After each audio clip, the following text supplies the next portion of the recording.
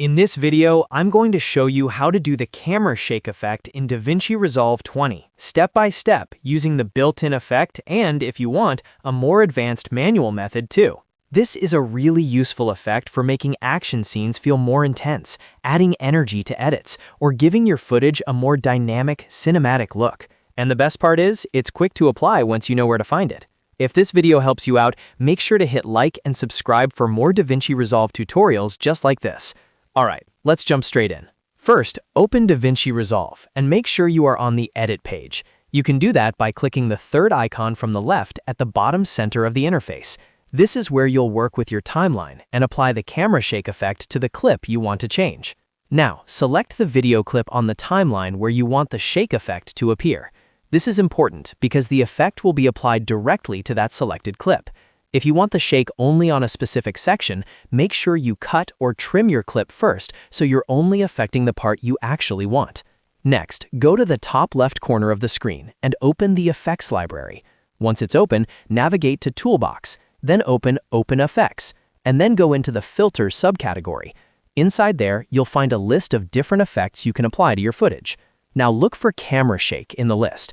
If you don't see it right away, just use the search bar at the top of the Effects library and type in Camera Shake. That will bring it up faster and save you time. Once you've found it, click and drag the camera shake effect directly onto the clip in the timeline. As soon as it's applied, the clip will now have that motion-based shake effect attached to it.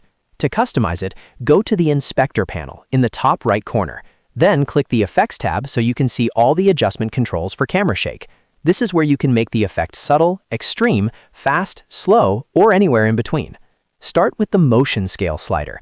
This controls the overall intensity of the movement. If you want a light handheld style, keep it lower. If you want a stronger, more dramatic shake, increase it. Small changes here can make a big difference, so it's worth testing a few settings until it feels right for your footage.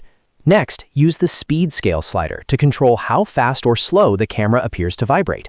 A higher speed gives you a more frantic, unstable feel, while a lower speed creates a smoother, slower shake. This is especially useful if you want the motion to match the mood of your scene. If you notice black edges appearing around the frame while the shake is playing, look for the blanking handling section inside the inspector. This is where you can fix that issue. Change the blanking handling dropdown to Zoom or Replicate so DaVinci Resolve automatically fills the edges of the frame. Zoom will crop in slightly to hide the edges, while Replicate helps fill them in another way depending on the effect in your footage. After that, you can fine-tune the direction and feel of the movement using the Pan Amplitude, Tilt Amplitude, and Rotation Amplitude sliders. Pan controls the side-to-side motion, Tilt controls the up and down motion, and Rotation controls how much the frame twists or spins. If you want the shake to feel more natural, try keeping these values balanced. If you want it to feel more chaotic, push one direction harder than the others. If you want the shake to briefly stop and start again, use the pause slider. This is great for creating a more realistic, uneven handheld look because real camera movement is rarely perfectly constant. Adding a little pause can make the effect feel more organic and less mechanical. Now, if you want a more advanced manual version of the effect, you can do that on the Fusion page. Click the Fusion page icon at the bottom center of the interface, and you'll be able to build a custom shake setup using nodes. In Fusion, add a transform node if you haven't already, then right-click the center X and Y coordinates in the transform node inspector. From the menu, choose Modify With, and then select Shake. This creates randomized organic movement that you can customize for a more natural camera shake look. This method is especially useful if you want more control than the standard effect gives you. You can adjust the shake in a more precise way and build motion that better matches your edit. It may take a little more time, but it gives you extra flexibility when you need it. So, to recap, if you want the fastest method, use the camera shake effect from OpenFX on the Edit page. If you want more control and a custom motion style, use the shake modifier in Fusion. Either way, you can create a professional-looking camera shake effect in DaVinci Resolve 20 without much effort at all.